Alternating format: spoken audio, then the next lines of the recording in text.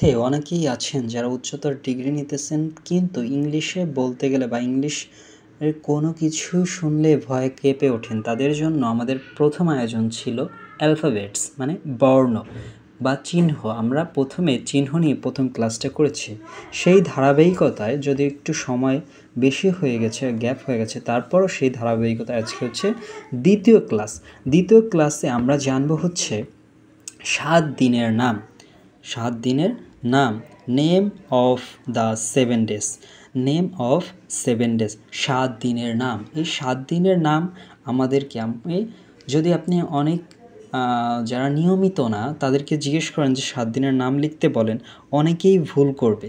তো আমাদেরকে এই ভুল করাটা তো আসলে আমাদেরকে মানায় না। সুতরাং আমাদের এইখান থেকে একটু স্বচ্ছতা বা আমাদেরকে একটু পড়ে আসতে হবে। যেমন এখানে কি আছে? Saturday, Sunday, Monday, Tuesday, Wednesday, Thursday and Friday.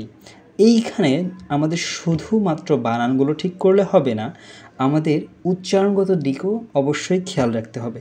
এইখানে যে আমাদের যে বিষয়গুলো খেয়াল রাখতে হবে সেটা হচ্ছে এরকম, যে এইখানে আমরা একটু লক্ষ্য করলে দেখব যে এটা হচ্ছে প্রত্যেকটা শব্দের পরে কি আছে? Day, DAY। এই ডেই, এইটার উচ্চারণ আমরা ডের মতো কেন উচ্চারণ করতেছি? কারণ হচ্ছে এ আর ওয়াই যদি কোনো শব্দের শেষে থাকে, এইটার উচ্চারণ তো হবে কেমন? এইর মতো উচ্চারিত হবে। যেমন আমাদের কি বলা উচিত ছিল? ডে, কিন্তু আমরা সেটা না বলে বলতেছি ডেই। আশা করি বুঝতে পেরেছেন। একইভাবে আমাদের বেশ কিছু শব্দ আলাদাও আছে, যেমন হচ্ছে যদি ডেই থেকে ওয়াই যদি হয় তাহলে কি হবে? পেই, সেই, মেই, ওকেই, বাই, বেই।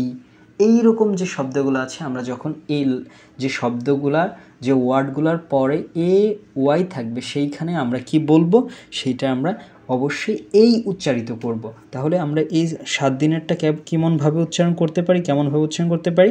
Saturday, Sunday, Monday, Tuesday, Wednesday, Thursday and last on Friday.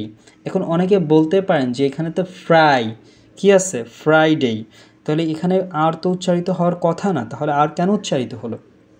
আর উচ্চারিত হওয়ার পিছনের কারণ হচ্ছে আর এর পরে যদি কি থাকে, এখানে কি আছে? কনসোনান্ট। যদি কনসোনান্ট থাকে আর এর পরে যদি ভাওয়াল থাকে, আমরা জানি ভাওয়াল কি? AEIOU। এই 5টা বর্ণের যদি কোনো বর্ণ থাকে তাহলে সেইটার উচ্চারণ, তাহলে সেই সময়ে আর এর উচ্চারণ হবে। তাহলে এই কারণ হচ্ছে ফ্রাইডে এর উচ্চারণটা হয়েছে। আশা করি আপনাদের এই ক্লাসটি ভালো লেগেছে। পরবর্তী ক্লাসটি দেখার আমন্ত্রণ জানিয়ে এখানে শেষ করছি। আসসালামু আলাইকুম ওয়া রাহমাতুল্লাহি ওয়া বারাকাতুহু।